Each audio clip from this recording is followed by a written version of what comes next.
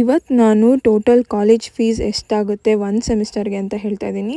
ಇನ್ನೂ ಹೆಚ್ಚಿನ information total 2 ಇಯರ್ಸ್ಗೆ ಎಷ್ಟಾಗುತ್ತೆ ಅಂತ ನಿಮಗೆ ಗೊತ್ತಾಗಬೇಕಂದ್ರೆ ನಾನು ಫುಲ್ ವೀಡಿಯೋದಲ್ಲಿ ಅಪ್ಲೋಡ್ ಮಾಡಿದ್ದೀನಿ, ನೋಡ್ಕೊಳ್ಳಿ.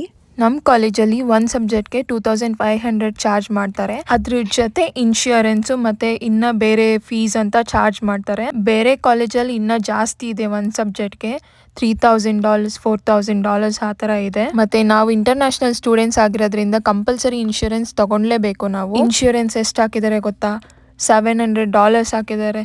ವೇಸ್ಟ್ ಅಂದರೆ ವೇಸ್ಟ್. ಅದು ಒಂದು ಸೆಮಿಸ್ಟರ್ಗೆ 9 ಕ್ರೆಡಿಟ್ಸ್ ಕಂಪಲ್ಸರಿ ತೊಗೊಳ್ಲೇಬೇಕು ನಾವು. ಸೊ ಒಂದು ಸಬ್ಜೆಕ್ಟ್ ಬಂದು 3 ಕ್ರೆಡಿಟ್ಸ್ ಆಗುತ್ತೆ. ಸೊ ಒಂದು ಸೆಮಿಸ್ಟರ್ಗೆ 3 ಸಬ್ಜೆಕ್ಟ್ಸ್ ತೊಗೊಬೇಕು. ಸೊ ಈ ಸೆಮಿಸ್ಟರ್ ನನಗೆ ಫೀಸ್ ಬಂದು $8537 ಆಯಿತು. ಟೋಟಲ್ 2 ಇಯರ್ಸ್ಗೆ ಫೀಸ್ ಎಷ್ಟಾಗುತ್ತೆ ಅಂತ ಲಾಂಗ್ ವಿಡಿಯೋಲಿ ಹಾಕಿದ್ದೀನಿ, ನೋಡಿ.